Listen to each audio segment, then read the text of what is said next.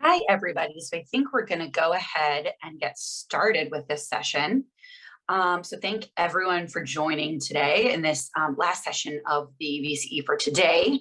So this is moving the gender equality needle toward more accessible data on gender financing. My name is Anna Whitson. I'm going to be the moderator for today's session. So I sit at UNDP and I'm a member of the Badiee Secretariat working on outreach and partnerships. So really pleased to be moderating this session today. So we have some really exciting speakers for you all today. We have from CanWaCH, Jessica Fern, who's the Director of Global Health Impact, and Imaeyen Okon, who's the Senior Data Management Officer. We also have Shaida Badiee, who you would have seen in the opening session as well. She's the Managing Director of Open Data Watch and a Senior Advisor for Data 2X. We also have from Publish What You Fund, Jamie Holton, Project Management and Research Officer. And from UN Women, Lucretia, Ciurea, Monitoring and Reporting Analyst. Apologies again if I've butchered any of those names, tried my best there. So really happy to get started this morning. So let's just maybe go on to the first. Yeah, perfect. So just a little bit of housekeeping before we get started. I'm sure you've seen this in most of your sessions today, but it's really helpful if you change your Zoom display name to let us know who you are and what organization you're from. It just helps kind of with the conversation and for us to kind of know who we've got in the room. And we're really hoping that today is going to be, a very interactive session. But if you have any questions throughout the session at all, please just put them in the chat box. And we'll try to pick up on as many of those as we can. And then just also to let you know that we do have live interpretation, simultaneous interpretation available in English, French, and Spanish. So you just need to click into the interpretation channel in the bottom to access that. Great, so that's kind of the housekeeping, and we can dive into the session. So just a little bit of an introduction to the session, where we're coming from, the purpose, what we want to discuss today. Just remembering, when we went back to the first VCE, we kind of started with a session by CanWaCH on a new open access platform to showcase Canada's contribution to global health and gender equality programming. So we really do have a connection between, that session at the first VCE and now, which is really about a deeper dive into accessibility and use of, gender financing flows. So what we hope to do today is dive in a little bit to the current state of accessibility and use of gender finance data, and then also kind of showcase different approaches, everything from the local to the global.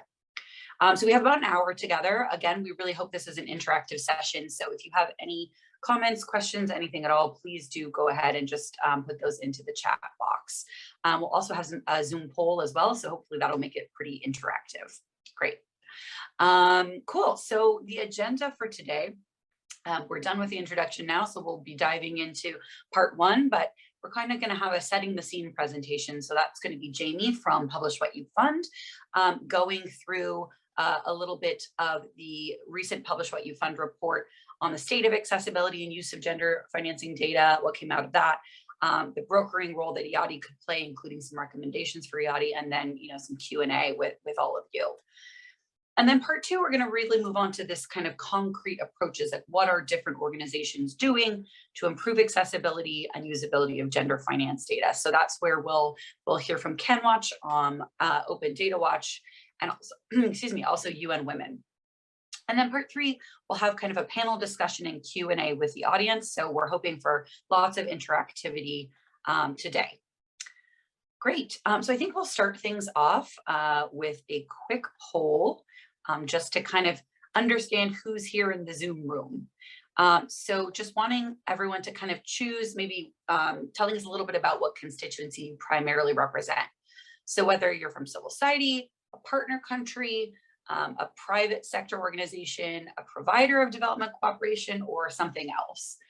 So it'll give us a good idea of kind of who's in the room, who's interested in learning more about this, and kind of how we can maybe cooperate more. So let's see.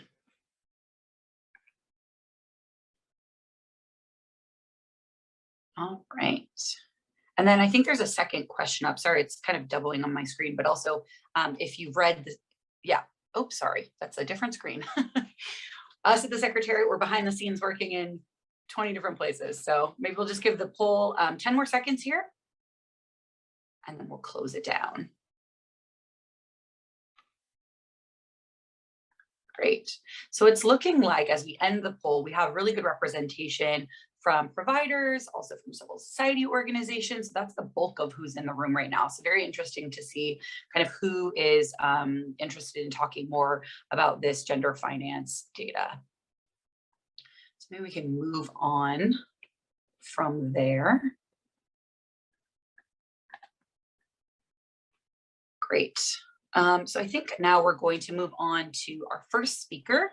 So that's Jamie Holton, who is a project and management and research officer at Publish What You Fund, who's going to kind of guide us through a little bit about this Publish What You Fund gender finance report, which I just mentioned.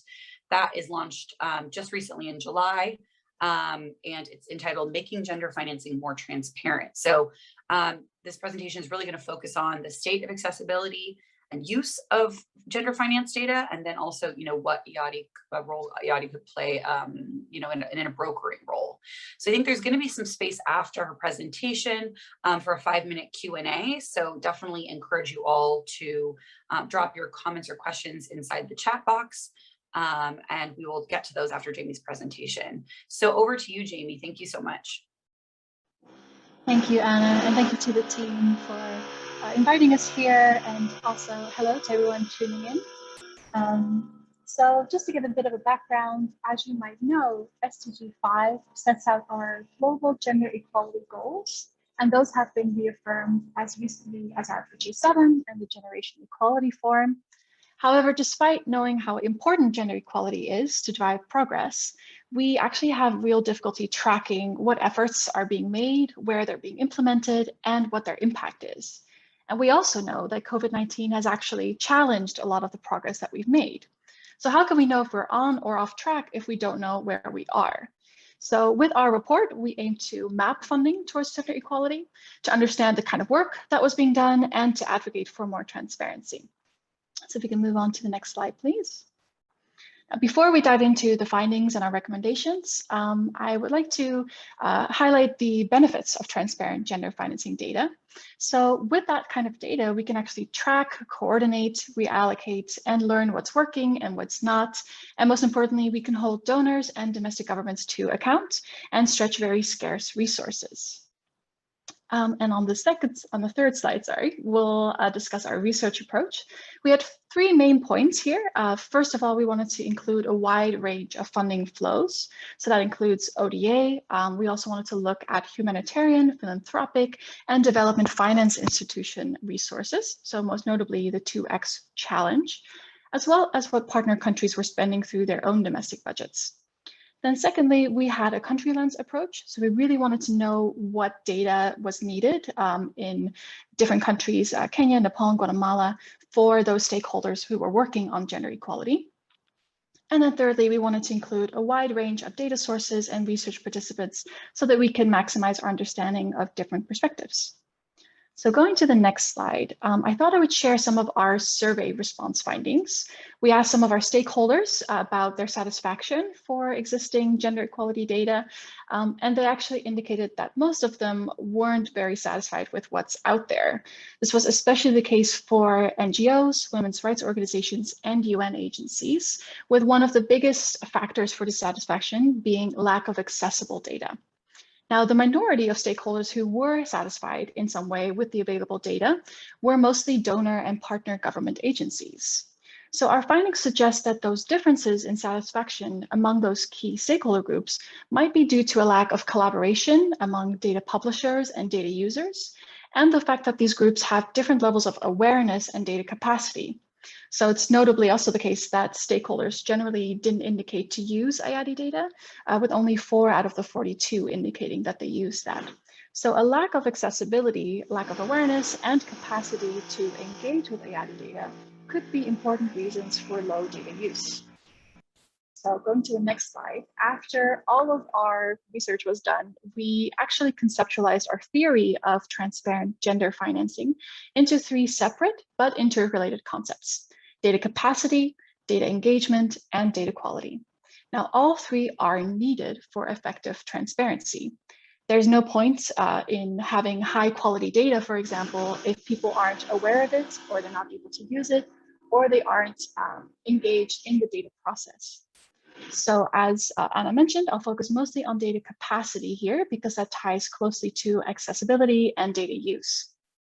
So going to the next slide, we define data capacity as having the means to collect, analyze, and publish gender financing data. And individuals or organizations with sufficient data capacity are able to actually engage with, contribute to, and use gender financial and programmatic data. And that has two components to it. The first one is data accessibility, and the second is data resources, which we believe are very much two sides of the same coin. The quicker and easier and cheaper it is to access data, the less resources you need. And vice versa, the more time-consuming, difficult, and expensive it is to access data, the more resources you need. And on the next slide, we present a couple of barriers that there are to accessing gender financing data. So some data is behind a paywall. This isn't the case for a lot of IADI data, but there are some other data sources that we looked at which are. Furthermore, data can sometimes be difficult to find or use. For instance, databases don't have easy filters to apply, or sometimes data is in formats that isn't deemed as helpful. Maybe it's not available in local languages or in simplified formats. Then oftentimes data is also incomparable across different data sets, which makes it difficult. And then also finding data can just cost significant amounts of time and money on behalf of those interested in looking at the data. Now, another key issue with respect to capacity is funding. Core or unrestricted funding for gender equality work is very rare. Our research showed that actually the majority of funding for gender equality work is specific short-term funding. And the result is that very little funding is left to actually invest in data skills, meaning that data literacy is either lacking or outsourced to more expensive experts. And that was especially problematic for women's rights organizations and local NGOs. So our overall recommendations to funders and databases is to provide free access to this data in accessible formats and to really invest in data capacity, especially among local grassroots organizations.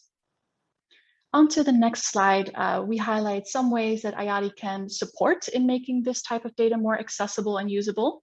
Now, there are some specific examples here mentioned in black, but they really kind of boil down to, firstly, making data more accessible, right? Making it easier to publish and find specific data that's of interest. Then secondly, increasing data literacy, ensuring that there's clear and clearly marked guidance for data users to access and understand and really use this data, and also to publish it in a safe way. And then the third point relates more to engagement, which is to make sure that there are meaningful opportunities for feedback on projects and the data that's available on those projects. We know that there are, a lot of stakeholders who are interested in this data, but they also want to comment on how to improve the projects that are out there. And data should be a place to start a conversation. Data is power. So if we really want to empower locally led development, we need to empower local users with accessible, usable, and quality data at all points in the development cycle. So going to the next slide, we know that gender data on both financing and programming is a critical foundation for progress, but we need to improve this foundation. So our report has a number of detailed recommendations for donors as well as data platforms to really make sure that we are tackling some of those issues. And we encourage all of you who are listening, if this is relevant to you, to really look at these recommendations and to act upon them so that data can become more accessible and usable to all gender equality actors. Most importantly, we need to empower local partners through active engagement with them and by increasing their overall capacity, because they are central to addressing and reaching our gender equality goals. So that's it for my presentation. Thank you so much for listening. And I think that means we are opening the floor for any questions that you might have. Thank you so much. Yeah, great. So if anyone has questions in the chat box, I'm just going to check it really quickly. This would be the time to put those in the chat box now for Jamie. Let's see. Great. So I don't see anything in the chat box, but I had a question myself, Jamie, that I might actually ask as a follow-up.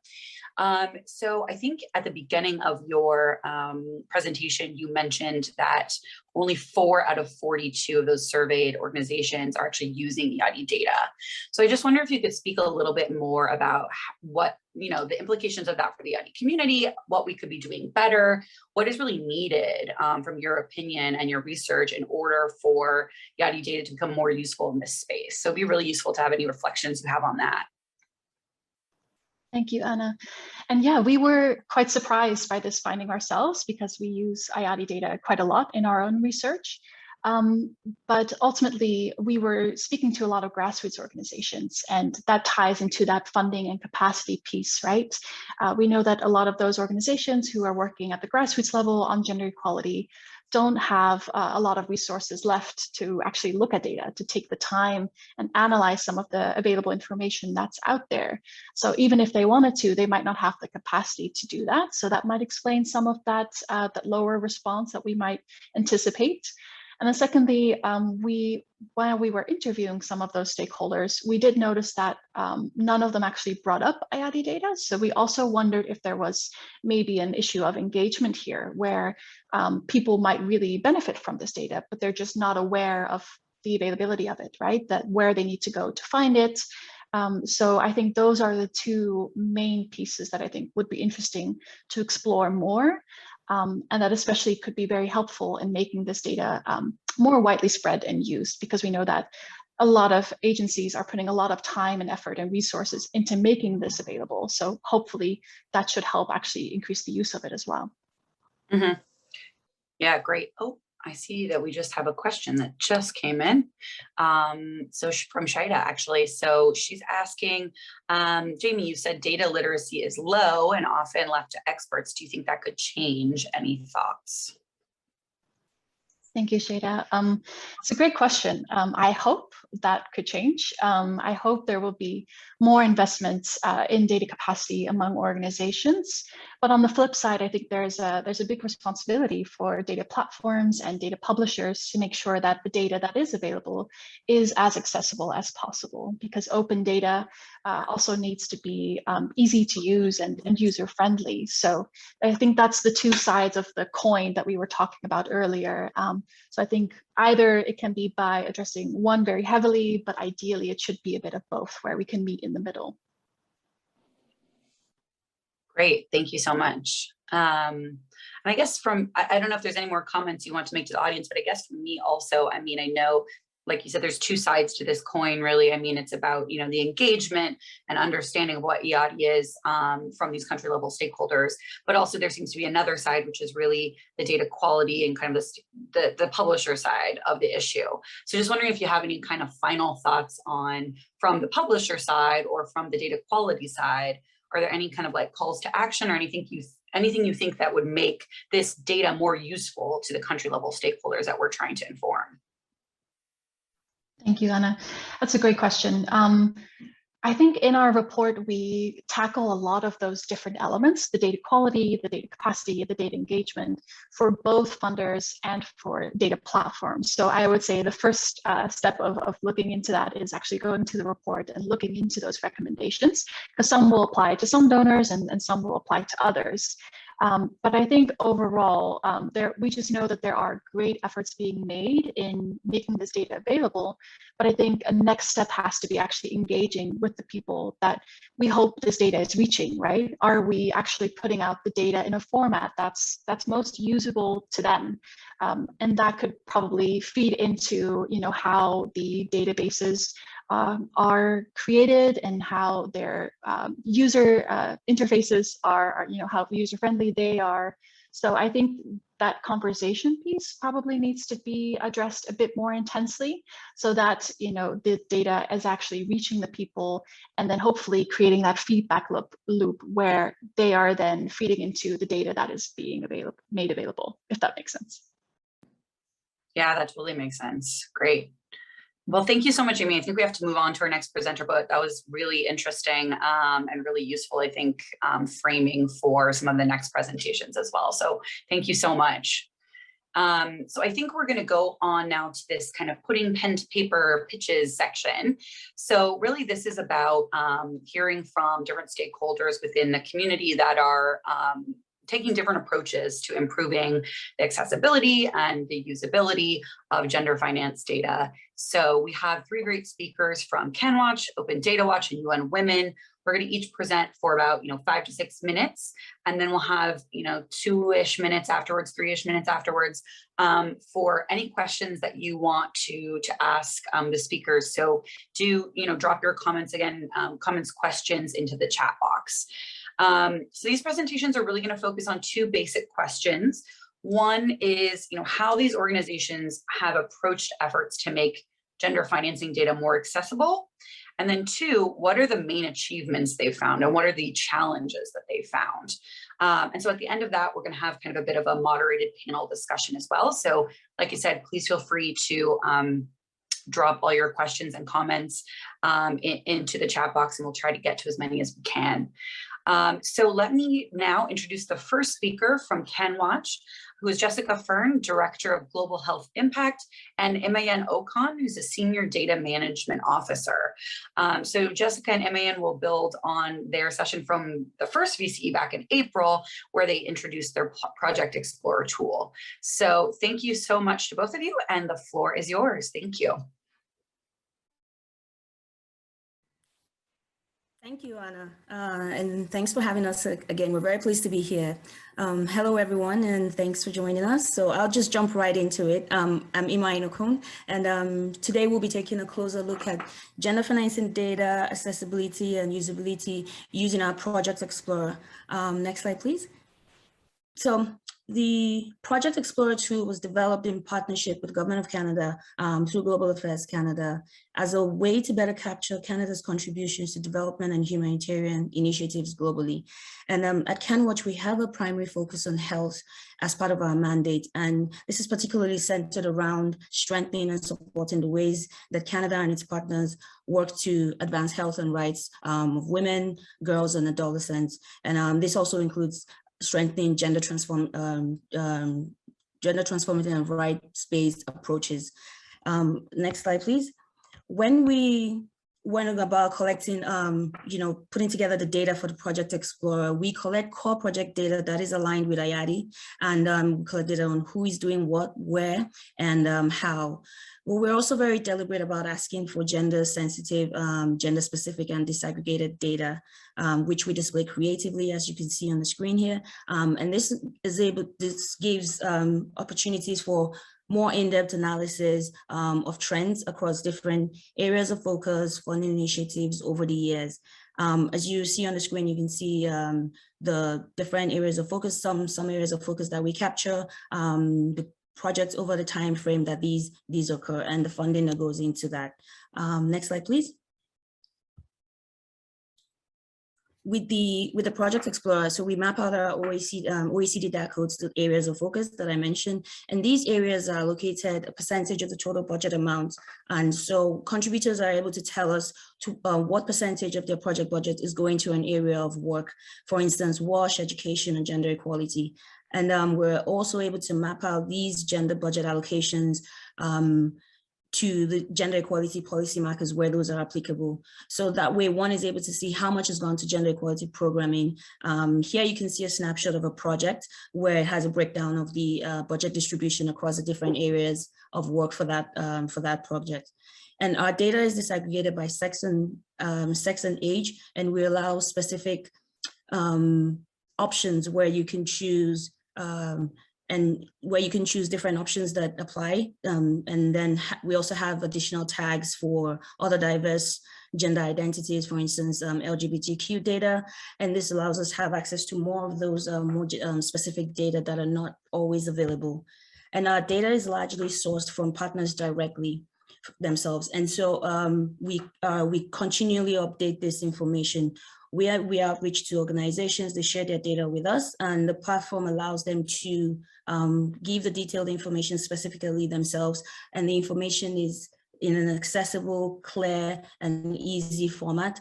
And that's applied to all the data in the Project Explorer because it's open access and is easily accessible with the formats. And we use this data in reports that we produce fairly quickly and make available to the contributors as well to better impact the work that they do. And I'll pass it over to Jessica. Thank you. Thanks, Imaeyen. So just maybe touch briefly on some of the opportunities and challenges. As Imaeyen mentioned, we designed the Project Explorer tool to be a really practical resource for decision making, and as such, usability and accessibility were really at the forefront of all the decisions that we made. So, for example, we heard similar comments from Jamie. We did an initial review, and that suggested approximately 1% of Canadian development actors engage with IADI. Despite the fact that the Government of Canada has expressed a deep commitment to data transparency and to partnership with IADI as well. So through some of the, Imaeyen kind of talked a little bit about some of the things that we make available, such as customized reporting, data analytics, data that's downloadable in a clean format that can be used, sharing of resources. We take a few different strategies to meet our ultimate objective, which we consider to be fostering a culture of data engagement with users. Our idea here is that by providing tangible use cases that provide immediate benefits, people are much more likely to see examples of how they can use this data and also understand how their own data contributes to the larger story, and as such is a motivator for contributing to data platforms such as our own. And we hope as well, not to replace, but to connect up directly with IADI and other platforms. One of the other opportunities that our tool has afforded us is the chance to not only track with whom Canadian organizations and governments are partnering, but we hope to better understand if those partners represent the women-led grassroots organizations that have been identified as priority partners under our Feminist International Assistance Policy. So in addition to serving a bit as an accountability measure, we're also interested to see how this information can actively promote direct partnerships and funding to between governments, donors, civil society, and these grassroots groups. That said, data-related partnerships and coalitions can't be sustained without resources, particularly if we want to engage community groups themselves, many of which have limited resources. And we have a few other initiatives designed to support that, which I could talk about if folks are interested. The last thing I want to touch on is that we're also aligning with the Global Affairs Canada 10-year accountability framework for its investments in the global health and rights of women and girls. Imaeyen mentioned that our platform leverages existing coding. However, one of the challenges we've noted is that many of the existing codes are inadequate to track funding for example, more commonly neglected areas of sexual and reproductive health and rights, like abortion or SRHR-related advocacy. As well, gender diversity is rarely reflected in these codes. And so we think more nuanced coding is needed in these and other areas to strengthen the quality of the data and to understand funding flows. So the very last thing I would say is just, we think in order to see the uptake of quality gender data, of course, you need to fund it, but you also need to have the investment in multi-sectoral partnerships, and it has to be continually relevant, I think, through adaptability. Gender and our understanding of gender is fluid, and so too must our approaches be. And so we hope that the Project Explorer is one tool to strengthen the overall quality and engagement with gender financing data. And I'll leave it there. Great, thank you so much. That was really excellent. I like that last comment about adaptability and how we have to have fluid approaches as things, change and move. I think we've all learned in the past year or two how adaptable we can be. So a good kind of like call to action to think through that adaptability lens. I also just wanted to call out, I didn't see any comments questions in the chat, but I did just want to point out a comment from Angus about giving you guys some props for how clearly the data is visualized, and just a really positive response there. And I think we'll have time to ask you more questions and hear more from you during the panel a little bit later. So I think at this point, just given time, we will go ahead and move on to our second presenter. So let me introduce the second speaker. So this is Shaida Badiee, Managing Director of Open Data Watch and Senior Advisor of Data 2X, who also joined us for our opening panel this morning. So welcome, Shaida, and we'll go over to you for your presentation. Thank you so much. Thank you. Thanks, Anna. And hello, everybody. Thanks for joining this really, really exciting topic and session. So my presentation is going to be basically looking at a research line of work that we're doing on state of gender data financing, working together with Data 2X. This is a rich study, and there are a couple of reports that we have done so far, and the latest one, the 2021 report, I think one of my colleagues is putting the link in the chat box. So if you want to take a look at it, it's got lots of different items, areas, but I would just focus on a few things to cover for you. And it really builds on a lot of work that's been done by Paris 21, by, of course, DAC, OECD DAC data credit reporting system, and also the PRESS, the Paris 21's partnership with reporting system. So next slide.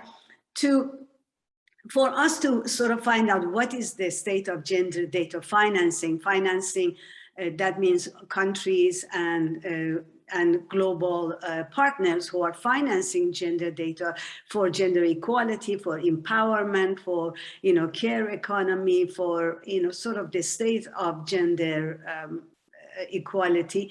We needed to find out what are some of those core instruments which are needed for producing gender data.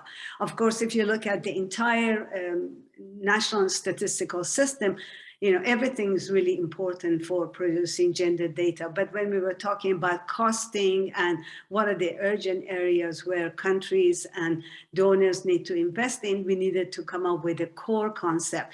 So in this diagram, we're summarizing the core, what are the core instruments that a country needs to have to be able to produce gender-related data and indicators. And do you see a lot of familiar things there? Civil registration, vital statistics system, of course. And then you will see a whole slew of surveys, such as the agriculture survey, the time use survey, and so on. And then back to the administrative systems, where you see health management information system and education system. So it's very, as you see, is a rich set of instruments needed for producing gender-related indicators. As you can imagine, each one of these, when you look at it, why do we need agriculture census survey? I think we all answer our own questions. Why do you need civil registration, vital statistics? Because we need to know how many women or how many girls are born or dying, what is the cause of death, what is the status of women in divorce and in marriage. So, civil registration is tremendously important, as is all these other instruments.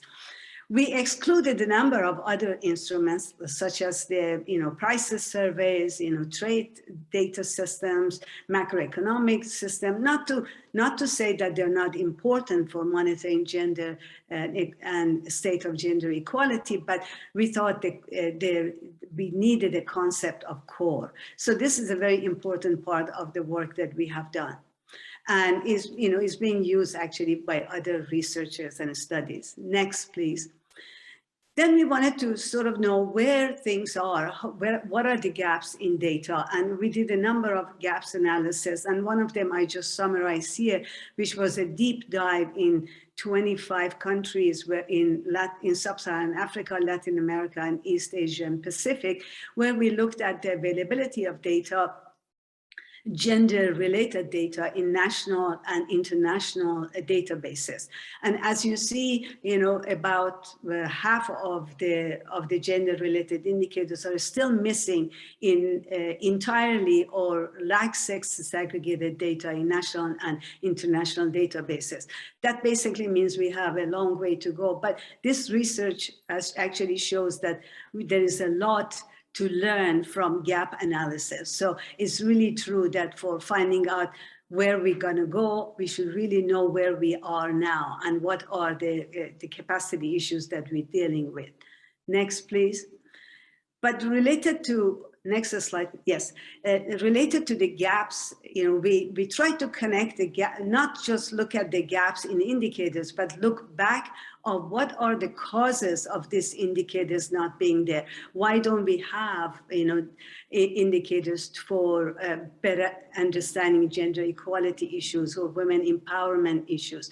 So when you connect it to the instruments which I mentioned as part of the core gender data system, and then you look at it against the standards that we have for each one of these instruments, this diagram, which is a sort of a 50-page report, if you will, summarized into one infograph, basically shows what are the different instruments, what is the standard. That means, for example, the standard for the surveys is that we need to have 4 household surveys like DHS and mix between 2015 and 2019. And where do we stand? So on the top left square that you see, the standard is shown there. And also the status is only 2 countries of the 74 IDA countries that we've looked at has actually meets those standards. So you see there's sort of where we are, and some of these are not that bad, and some of them maybe we have a long way to go on where we are. So this study basically shows what is the standard and what is the capacity issues we're dealing with, and this is an inventory of where we are that we're hoping to keep updated going forward, because it's a very important information for planning and for future work.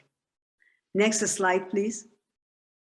So then, based on this, we also looked at, the capacity issues. If you have weak foundational or survey system, or if you have a weak administrative system, is one thing.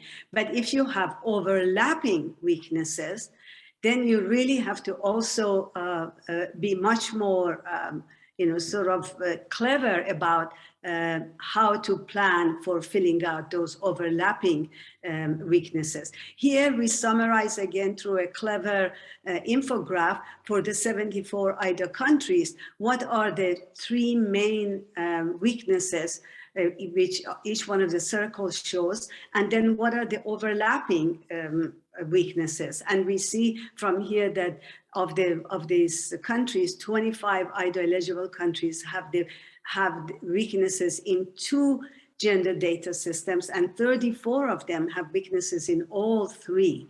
So this is pretty daunting task that we have ahead of us, of how can we get these countries out of these weaknesses, and overlapping weaknesses, in fact. By the way, I noticed that we had this Venn diagram in all the 3 presentations, but we all used it in a different way. Jamie in one way, and then Jessica in another way. And here's my contribution in using overlapping weaknesses. So, okay, so this is the concept of overlapping weaknesses, which I wanted to make sure that we discuss in this presentation. Next slide, please. From looking at the weaknesses, we did a lot of costing of what does it cost to fill these gaps that we talked about in the previous slides, and we have details of it in the research study that the paper shows. So here you see, just summarized again, the full cost of the annual average between 2015 and 2020 that we have, and then which is about $971 million per year. And then we broke it down to based on the data that we have from the budgets of the countries and national plans, that there's a donor share, and then there's a domestic share, and then what is the gap based on that. And as you see here, the gap that we're talking, the shortfall in what we have costed is $450 million per year in the post-2015 period. Next slide, please. There's a lot of work behind this, of course. Next slide, please. But in the summary of looking ahead and projecting our what the gaps are is summarized in this slide, which shows that an estimated of $1 billion is needed per year from domestic and external sources to fill the gender data gaps. And that translates basically to $5 million from donors per year. Because if you recall, we are really trying to share the cost between domestic and donor international resources. And that basically means this 500 million USD means we have to double what we are spending right now from external funding to close the gender data gaps between now and the 2030. And of course, in the paper, we have a little bit more work done on, how can you have a glide path towards 2030, because you can't just put all the money, towards the end and expect to get the results. So if we have to have the result available by 2030, what would be that pattern of expenditure that we need to have between now and then? Next slide, please. So sorry, Shaida, to interrupt. Just if we could close out in 1 minute, just so we have time in this session for the next speaker in the panel, that would be great. Absolutely. Thank you so much. Great. So we have a number of recommendations here, which I wouldn't go through, but except to say that for improving the modes of support for gender data, we have also launched a clearinghouse, which we're talking about it, I think, more tomorrow in another session. And then the final slide is just to sort of say that we have this new clearinghouse for financing for development data, which is going to be quite useful in what we're trying to do in complementing the available resources and trying to balance the supply and demand for smarter financing for gender data. So I stop here, but happy. This is a lot of work trying to squeeze in 5 minutes. So I apologize if I went over. Over to you, Anna.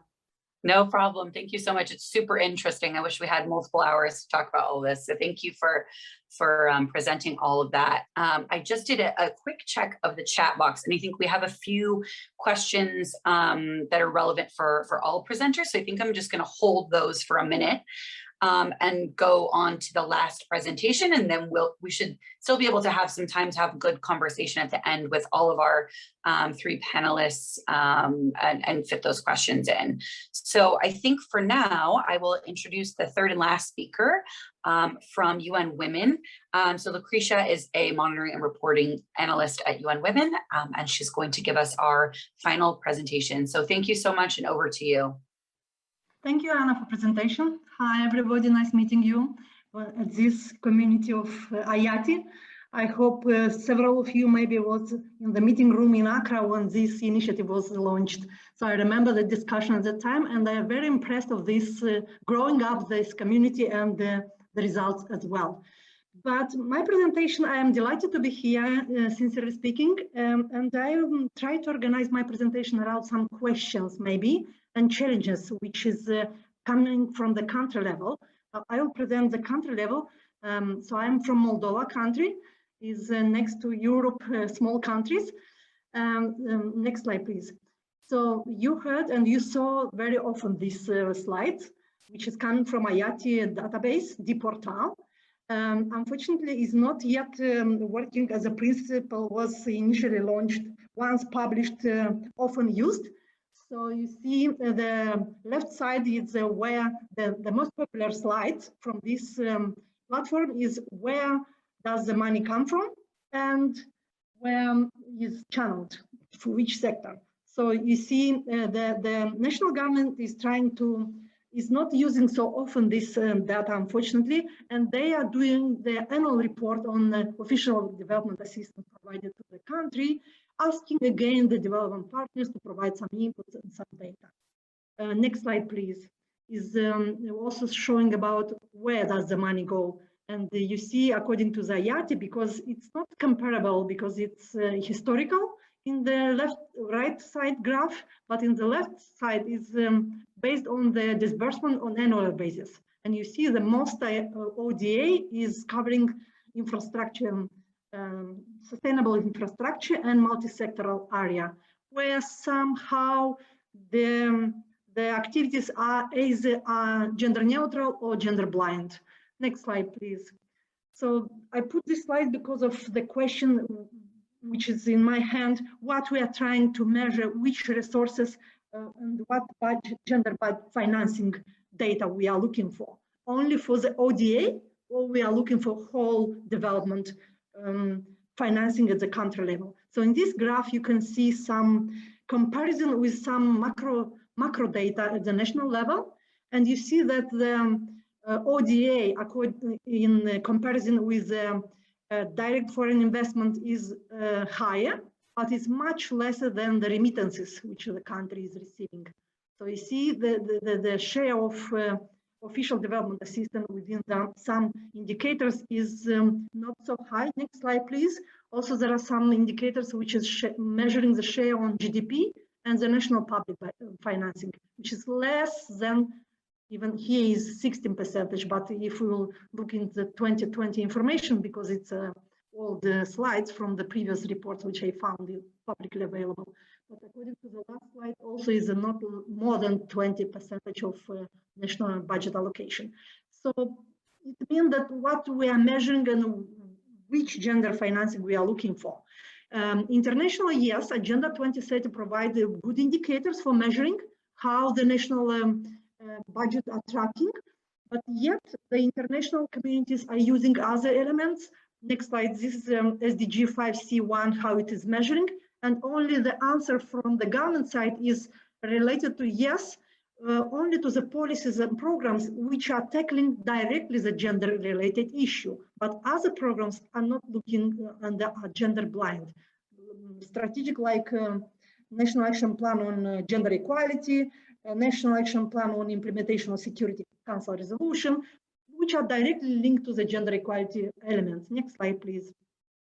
Internationally, yes, we are looking the marker, gender marker is used. Also, OECD provides some recommendation. UN, we as a family of UN also are using UNCT gender marker, but the governments do not have such kind of tools and instrument to apply for the whole budget allocation in order to measure to what extent they are spending for the gender equality or elimination of gender inequalities. Even within these slides, you can see that gender equality marker and human rights marker are reflected here.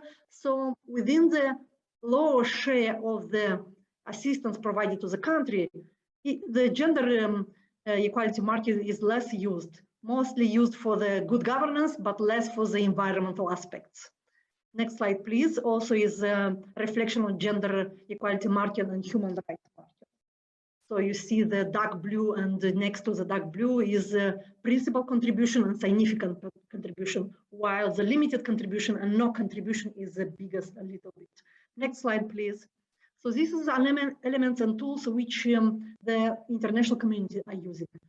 But what will be the way forward to improve the accessibility and data related to the gender financing data?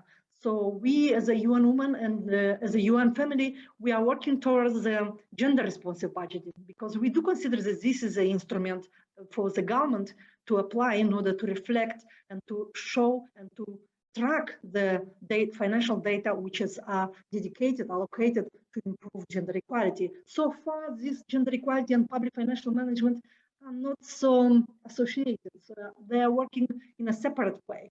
So this is an effort to be channeled in order to improve and it's a good way forward through the financing, gender financing. Next slide, please. So, but the common challenges are yet faced by the national government because the gender equality is not a priority in some cases. So it's very difficult to follow and to track the financing which are contributing to the gender equality. Meanwhile, next slide, please. I heard about necessity for data quality and all this relevant policy makers need to have data in order to establish good data.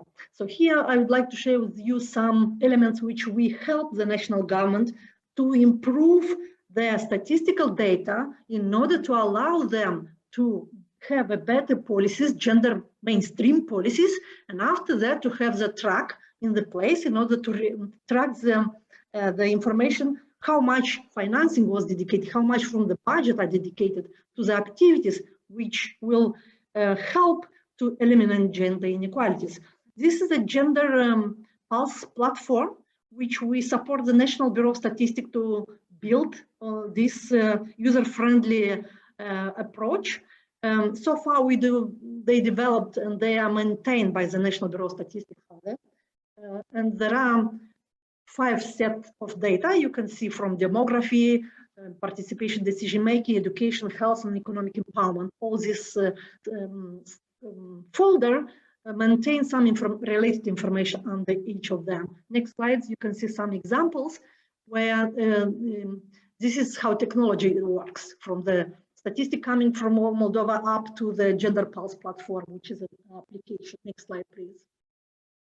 And all this data is very friendly presented, and every user can read and understand very easy in the data available related to the gender equality or gender inequalities. And based on this, they can develop the gender responsive budgeting. Next slides also provide some information about the information related to the pay gap in each area. And you can see it is provided years. You can follow the trend by years. And in the right side, you can see some comments, which is provided also from the statistical office specialist in order to not to allow wrongly to be interpreted the figures, you see. So this is very useful tools to be available in order to increase the capacity of the data users for their work further on the dedicated budget to the gender mainstreaming. So this is a main question, which system we are left behind. Yes, IATI is very well developed and very good structure. It's a very expensive one. A lot of capacity was dedicated on the resources. But what are the resources we are left in behind? We have to think about the national systems and how to help them in order to capture and to honor the ownership principle to be maintained at the country level. By the way, the gaps and the lack of gender refinancing data will still be in the perpetuated. Next slide, I think it's the last slide. So yeah, but yeah, you can take knowledge about UN Women Globally work, which is making every woman and girls count. It's a flagship program implemented globally by the UN Women. And you can see that more data is now available in order to monitor the gender sensitive SDG indicators, and training, which was provided during the several years under this program, also increase the capacity of data producers as well as data users. So we do consider that this is a very important way towards the gender data financing in order to have the gender responsive budgeting implemented at the country level. Thank you very much, and looking forward for your questions. Thank you so much. Thank you to all 3 of our presenters. I think we could have a session on each of these presentations alone. So I think maybe we could ask to share these presentations post-meeting. We'll, if the presenters are comfortable with that, you know, put those online on our platform, Badiee Connect, to make sure that there's access to all this good information. So thank you for all of that. I want to just move. I know we only have 5 minutes left in the session, but it's the last session of the day, so maybe we can steal an extra 3 or 4 minutes after 11:30 local time here in New York. So maybe we can still take a few questions. And I know there's some in the chat. The first one I kind of just wanted to ask to all presenters, and this is a question from Isuna. And the question that she's kind of posed to all the presenters is, how can gender data analytics incentivize decision makers, so governments, donors, partners, to increase their investments in gender equality? So any good practices on advice on how to turn evidence into policy action? So definitely would really love to hear from the presenters on that question. So please come in, presenters, if you have any thoughts to share on that.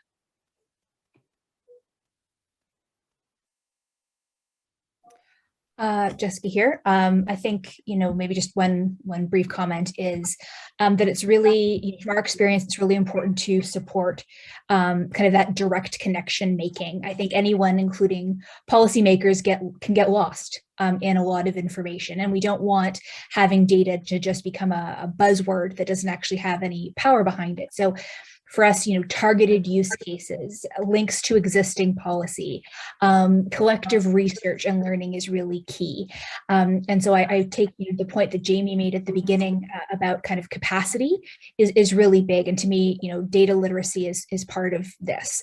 We need, engagement with data to be something not just that platforms do, but that all stakeholders are engaged in. The more that we engage with and use data and can give very concrete examples about where this goes and how it links into existing policy, the more likely we are to actually have it integrate into the conversation. Anna, this is Shaida. I just wanted to say that I fully agree with Jessica, but we really need the environment to go from both ways, not only from the data production side and dissemination. We need to make it easier, more quality, more trust in data, more analytical capacity, but also we need to have an environment in countries which are evidence-based and policies actually show some interest in using evidence and data. So we need both these things to work together. And in countries where we see that happens, where there's an appetite from the evidence-based side, and then there's a good capacity on the data production dissemination, this is really working very well. Thanks. Great. Any other comments on that question from our presenters? Yes, Anna, if I may. Yeah, sure. Maybe one suggestion would be to use this data, but not to see the people behind the data. This will help the decision maker to change their mind and to use the positive deviance. We had the experience when we used the women survivors of violence in the discussion and communication behind the figures, which is showing how high level of violence is present in the country. The women survivors came to the government meeting and present their position, their needs, and their support required. And this helped very much for the decision maker to agree and to pass the law or the government decision. So this would be my advice, how to take the action. Thank you. Great, thank you so much. I liked all of those comments from the different levels and different angles, very useful. I know we're running out of time. I just wanted to address one other question that came into the chat. It was specifically for Jessica and Imaeyen. So applauding your presentation and your work, but two questions for you specifically, how you measure financial flows, and then how your data portal fosters partnerships with women's and grassroots organizations. Absolutely. Thanks for that. So in terms of funding, we track funding that's distributed through both through several federal funding commitments with those that have a focus on gender and health, as well as funding from diverse donors and stakeholders. And that allows us to have a fairly comprehensive funding picture. And then in terms of partnerships, we currently have the functionality to filter where organizations work, their area of focus and expertise, as well as with whom they're currently working. And we have case studies where this has allowed organizations to identify prospective colleagues and to expand partnerships. In the next phase of our development, we actually plan to take this to a more formalized mechanism to search, map, and connect, while of course considering issues of safety. And that is a challenge in that area where we're definitely open to having lots of discussions with colleagues here and with funders to think that through. But we know it's happening, and so how can we support that more effectively is a key question for us. It's the shortest possible answer I could give to those 2 points. Thanks a lot, Jessica. Great. So I don't see any more questions in the chat, but I think those were all really great interventions. I just wanted to, since we're 1 minute over, but just give 2 minutes to the presenters, the panelists, to give us any final thoughts. I know we talked a lot about different gaps in different ways, gaps in data quality, gaps in data use, gaps in engagement. And I wonder if you just want to quickly, 30 seconds to 1 minute each, give us some final thoughts on any calls to action that you might have for the IATI community or the open data community more generally. So maybe whoever wants to pop in first, but just 30 seconds about anything you want to kind of leave us with would be really useful. If I may? Sure. User-friendly systems and build on existing national systems. Short and sweet. Perfect. Shaida or Jessica? Yeah. Oh, sorry. If I may echo something that Shaida mentioned, for us to really see this as a data ecosystem.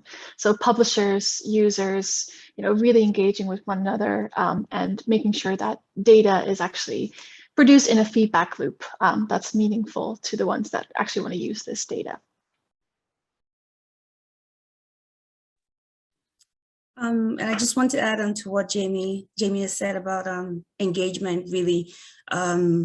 Like we talk about capacity and then all of the data that is built and that is on the platforms, but we really hope and wish, that folks can engage more, kind of get into the data that's available, give feedback, questions, suggestions, recommendations, and things like that, so that we could actually all work together to kind of improve this data accessibility issues and use specifically as well. Thank you. Anna, it's been amazing discussion. Thank you so much. I just wanted to bring us back again to ownership and that importance of, for us to all be in support of countries to build their capacity for managing this data and using it throughout the data value chain. But most importantly, use it for policies and smarter policies and better policies and less waste. Thanks. Great. Any other speakers want to chime in just quickly? Okay, silence is golden. Thank you so much for all of those really, I think, useful summary. You kind of summed up and called us to action in a better way than I ever could have. So just wanted to thank all of our speakers and presenters today. As I said, we'll definitely be sharing the recording of this session as well as the presentations, hopefully, if the speakers agree, on our platform by the end of this week, early next week on IATI Connect. You can see the link there. So share it widely. Let's continue the discussion at VCE3, which will hopefully happen next year. Would love to kind of continue this trend of having conversations within IATI about the gender financing question. So, if any other questions for the IATI Secretariat on this session or, connections you want to make with speakers, things like that, you can reach out to my colleague Sonder, whose email is right here on the screen. And again, our recaps and all the recordings and things will be up on IATI Connect. So just quickly, we hope to see you tomorrow. This is the last day of the VCE2 Day 1 agenda. So we're starting again at 12 p.m. UTC tomorrow, which was the same time that we started today. We'll have a session co-organized by U.S. Department of State and USAID talking about responsible transparency, so maximizing openness and minimizing harm in open data. So I think that's going to be a really, really interesting plenary session. Would definitely encourage all of you to attend. Lots of good sessions tomorrow. So we really hope to see you back here tomorrow. And thank you so much, everyone, for engaging. And this was a really incredible session. So really appreciate you. So thanks so much. We'll see you tomorrow. Bye-bye. And thanks to you, Anna. Bye-bye. Bye-bye. Thank you, everybody. Thank you, everyone.